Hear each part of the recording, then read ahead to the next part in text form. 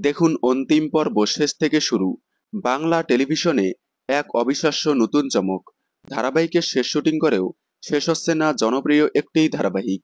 এই মুহূর্তে বন্ধ হওয়ার তালিকায় উঠে আসছে জি বাংলার পূবের ময়না, মালাবাদল, মিঠিজোড়া, নিমফুলের মধু এবং স্টার জলসার হরগৌরী বাইসোটেল। এই ধারাবাহিকগুলো খুব শীঘ্রই বন্ধ হয়ে যাচ্ছে। তবে এবার এক আশ্চর্যজনক ঘটনা ঘটল। ধারাবাহিকের শেষ শুটিং হয়েও আবারও শুটিং শুরু হচ্ছে এক জনপ্রিয় ধারাবাহিকের। গত 25শে ডিসেম্বর লাস্ট শুটিং হয়ে গিয়েছে জি বাংলার অন্যতম জনপ্রিয় ধারাবাহিক পূবের ময়নার। জানা গিয়েছিল আগামী 11ই জানুয়ারি অন্তিম পর্ব সম্প্রচার হবে পূবের ময়না ধারাবাহিকের। কিন্তু দর্শকদের চাহিদার কথা মাথায় রেখে আবারও শুটিং শুরু হচ্ছে এই ধারাবাহিকের। শোনা যাচ্ছে এখনই বন্ধ হচ্ছে না পূবের ময়না।